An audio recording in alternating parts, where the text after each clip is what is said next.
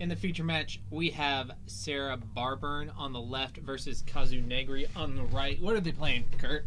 Kazu is on his Counters Company deck. No longer called Absinthe Company. Might be. Get with the times, dude. It's its own thing now. I'm not entirely sure why they wanted to make that distinction, but they did. And Sarah is running... Because this one plays a new combo, I guess. Sarah's running Heartless, Tron, Sans, Reality Smashers. She let me know that she's missing... The deck is almost complete. But I think she's got Endless ones in there. Nice. In place. So it's a spicy list. I looked through the deck a little bit to try to decide if it would be a good deck to have on camera or not, and I liked it. Yeah, I saw a couple cards round one when she was playing Jimmy, and it seemed interesting. Heartless Summoning is always a spicy card. Yeah. All right, so Tron land into a map. Yep. Looks like we're good to go. I couldn't tell you who's favored in this matchup because I've never seen a Heartless Tron deck before. Typically, Tron is good against company decks, but maybe not one that has an infinite mana combo. Yeah, I really don't know. We'll find out. Kazu's down to 17, and here's Noble Hierarch. Yep, and there's another map. Yeah, a swamp though. All the maps. That is a nice swamp. Is that a Kaladesh swamp?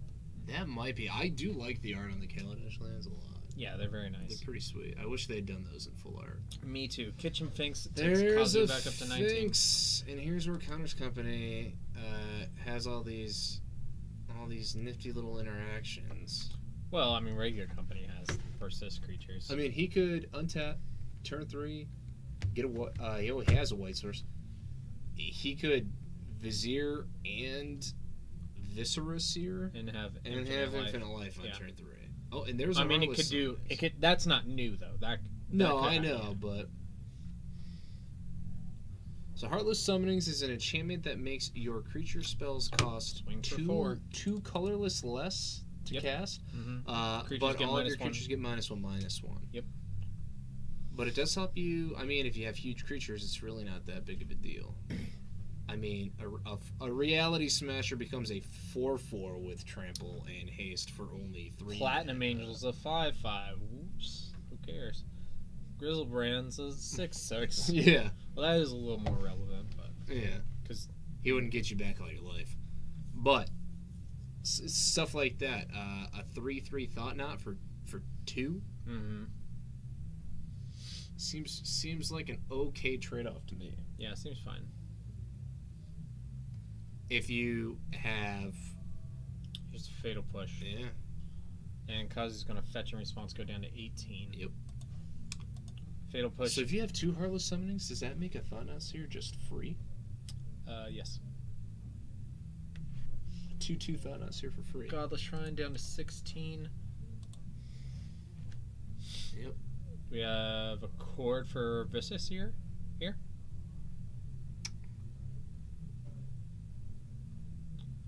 I don't know. Here, no, Collected Company. Oh, yeah. There you go. Alright, so Kazu... So he's just going to try to combo off. I mean, he'd have to hit the two right ones, but I mean, no, go for it. Try it. He only needs the... Here's Vizier. Well, the Vizier keeps the Finks... Keeps it, the persist... fresh, I guess. so it'll come back into play. He'll gain 2 more life back up to 18. Yeah. And then 2 more life from the other Kitchen Finks, so he should be up to 20. Yep. It's pretty good. Yep. I like it. I prepared for this deck quite a bit going into Baltimore and didn't play against it. So this is 8. Time. Down to 8. Quite a clock. Yeah. Sarah needs a blocker or a removal spell. Post-stat. Yeah. She has Tron. She got a lot of mana. Is it Perilous Mirror that used to get played with Heartless Summoning in Standard? I'm not sure. Solemn I wasn't playing Standard at that time. Solemn Simulacrum was played with Heartless Summoning. Oh, yeah. Yeah, and Grave Titan. Oh, yeah, because you just cast it and it'll just die immediately. So you just get to do it all at once. Perilous Mirror. If you have 2 Heartless Summonings. Yeah. It's like... So, draw a card, fetch a land for free? Yeah. It's pretty good. Not bad. Alright, so Sarah has cracked expedition map, her second expedition map, looking for a power plant. Unless she plays a swamp here, this one is not going to trigger a revolt on a second fatal push. But she needs something here. But this could be an all is dust, and that will still leave the 2 kitchen finks, but it won't be 8 damage. Yeah. Worm coil's fine. Worm coil's pretty good. Start to get your life back. At a 4-mana worm coil. Yeah. 4 mana, 5/5. Kazu's fetching down to 19. Yeah. Worm coil's he's a beastie. Oh, 5/5 with Death Touch and Lifelink who splits when it dies. Oh, for 4. Oh, no problem. Alright, here's another collected company. Yeah. I'm pretty sure an angel gets its wings every time Kazu casts collected company. Yeah. Looking for infinite life. It looks like he... Or infinite mana. So a Birds of Paradise. And that's it. Ooh. Is that a Noble Hierarch underneath it? Yes. Yeah. Okay, so 2 mana doors. Not the best company. No, but it's fair. It's... I love that Birds. Just throwing 2 creatures on the battlefield for 4 mana never hurts. Yeah. It's still 2 for 1. And he's got enough mana to do just about anything he wants. Yeah. He practically has infinite mana anyway, so... Practically. Oh, the things you can do with Infinite Green and Court of Calling and Collected Company. Here's fetch down to 18. My personal favorite counters companies are the ones that run Ronas as a win condition. You just say, hey, all my creatures get plus infinity plus 0. Yeah, and get Infinite Green, Court for Ronas, you dead. Yeah. Overrun for all of it. I'd still probably have Craterhoof in that deck just cause. Here's another company. Yeah, why not? Just cause Craterhoof. Craterhoof is a sweet card. That's why I don't play Modern competitively anymore, because I just be like, I don't Try just to put Craterhoof in that deck. Just play Mono Green Devotion. I played that in Legacy. It's pretty sweet. Yeah, it is. I like it. Turn 2. There's Ronas. There's Ronas. And There's another Kitchen Kitchen Finks up to 20. Alright, so Kazu is on the Ronas plan. He needs to straighten out his permanence here a little bit. Yeah, he does. I think he's having a hard time because I had to tell him a few times before we started to make sure to put his lands in the back. He's being spiteful. And he's the lands in the front. Guys, watch out. Sarah needs to watch out. That snake bites. Let me get the round clock updated for you guys. It's a snake man. It's a snake. Can't attack or block on its own just yet. But he has enough mana to make anything big enough to. Yeah. So.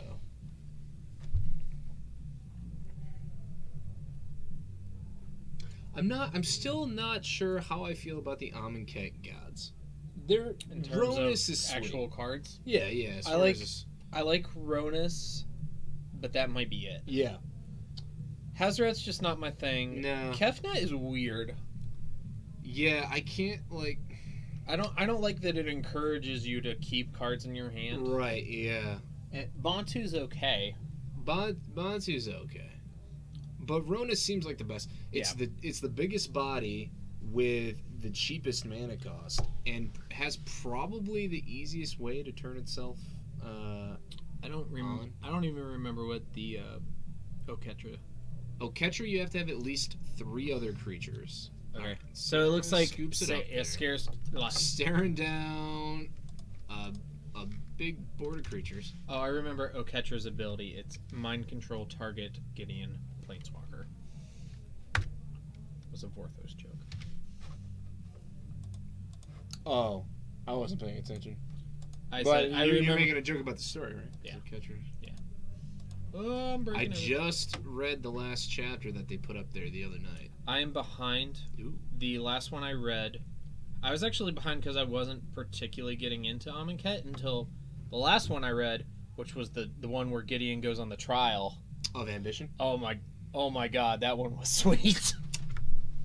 There's 2 after that. Yeah, no, there's 3. There's 3. There's 3, yeah. Well, it kind of lulls a little bit, but I'll tell you what, the very last chapter, man, is good. Spicy, and it got me hyped for our bit. station. Not even the cards, like just to see the continuation of the story. They're in my podcast app. I am listening to them soon. Come on.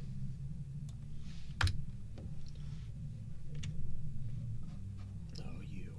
We're having some technical difficulties here in the booth tonight. But thank you for joining us. Yeah. If you guys are in the Morgantown area, make sure you stop in tomorrow. We are having a free Standard Showdown event at 5 o'clock, and then also a $10 Modern Win-A-Box at 6. Oh boy. $10 is hard to beat for a Win-A-Box. We usually have pretty good attendance for those. So if you're looking to grind some Modern, that's the event to come to. I know you want to be there. I do want to be there. I don't know if I'll be able to, though. I gotta figure out. I got some plans for the weekend, so gotta figure those out. I will not. My lady is out, and I am on dad duty all weekend. Oh boy. Yeah. Who's running the show here then? We don't know. Oh. But yeah, it's just a Win-A-Box. Somebody can handle it. It's not. Hopefully not Ron. It is not Ron. Ron is also out of town. Oh, is he? He is at a wedding. Oh. How exciting. Yeah. So you're playing Counter's Company. You're Kazu. You're up against a Tron deck that has black cards and Heartless summoning. It's time to sideboard. You're up a game. What do? Probably nothing, honestly. I mean, Shuffle some cards around, but yeah. I don't know what Kazu has in his sideboard, but it seemed like his deck operated pretty well enough. AJ, I don't know if you heard. I did answer you the first time you said something about streaming Legacy on Wednesday. I guess maybe you didn't hear, but the issue is getting two people who are willing to not play. And since we have such a small group of Legacy players, it's difficult to do that. I know, like, that Wednesday night Legacy is usually the only time in the month that I regularly play, so it's hard for me to pass up the opportunity, especially since a lot of us are playtesting for the Legacy Championships in Pittsburgh this October. Oh. Yeah, it's gonna be a fun trip. Legacy would be sweet, but I don't have $1,000 I can drop on 4 land cards. Well, you could either play a Legacy deck that doesn't have those, or you could just come and play Modern side events. I could, yeah. And it's in Pittsburgh, so it's like an hour and a half away. I need to get up there too. Yeah. So. Have you not been to Pittsburgh? I used to live in Pittsburgh. Oh, okay. I lived there. I went to undergrad there. Gotcha. Yeah, I'm so I sorry. lived there for about 3 or 4 years. I'm sorry. Been a while since I've been back though. Pittsburgh. If I'm Sarah, I don't know what she has in her sideboard, but things that kill creatures. Like Grafdigger's Cage Yeah. is really good. Graveyard hates and things that kill creatures. I have in my sideboard for my blue-white deck 3 Rest in Pieces. Ooh. 1 Grafdigger's Cage. Do you have Snapcaster Mage in your deck? I don't. Oh, I switched it up a little, and I have a Damping Matrix in there. Ow! Well, Ryan's dead. No, just a Yoda pumpkin fell on my head. And you broke his arm off. No, it'll go right back in. He broke both his arms off. I have lost my arms. My arms I have lost. The other one is under you. All right, Sarah is ready to go. Swamp, Thoughtseize, Kazu Reveals, Verdant Catacombs, Birds of Paradise, Kitchen Finks, Collected Company, Devoted Druid. Oh, yeah, he just has turn 3 combo. Yeah, he just has the old Infant Mana. Is that... I missed one of the... I don't know if I'd take company in this situation. Oh, it's Distended Mindbender. Yeah.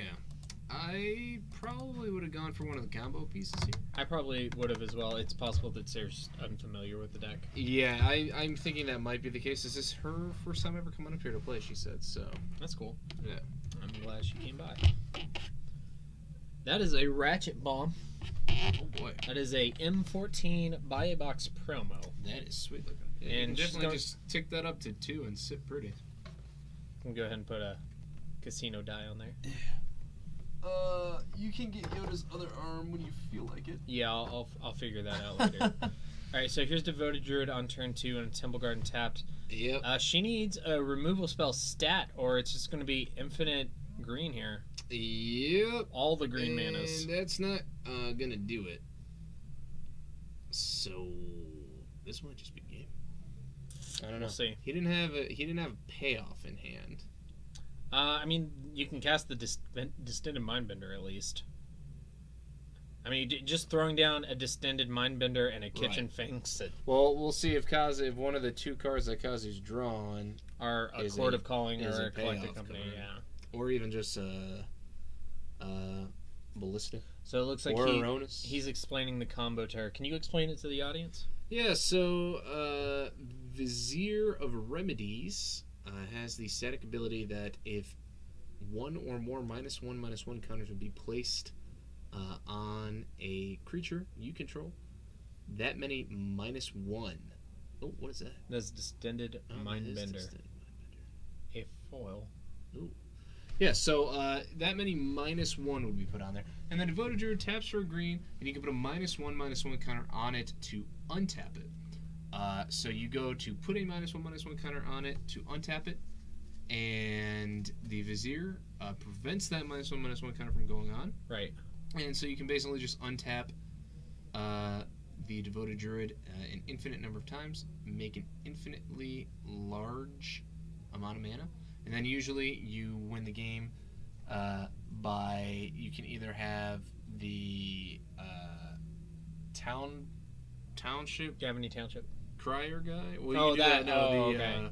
yeah, there's the werewolf from The Shadows recruiter? over Innistrad. Yeah, Duskwatch Yeah. Recruiter. Yeah. Yeah. Who you can pay 3. Look at the top 3 cards of your library.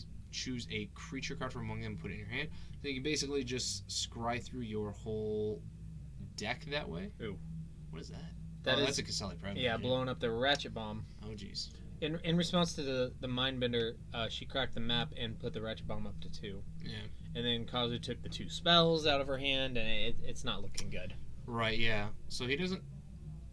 Now he's going to get infinite life. Yep. So Yeah. I will denote that to the best of my ability on this screen. Yeah. There we go. So, yeah, and there's the scoop. Yeah, so you make infinite mana, you play Duskwatch Recruiter, you go through your whole deck until you find your payoff cards, or you just Court of Calling for them. You cannot Court of Calling for a... Oh, goodness. You cannot Court of Calling for a Walking Ballista unless you also get an Eternal Witness to get back, because it'll just die. Or you can get a Walking Ballista, make it infinitely large, and then just do infinite damage to them.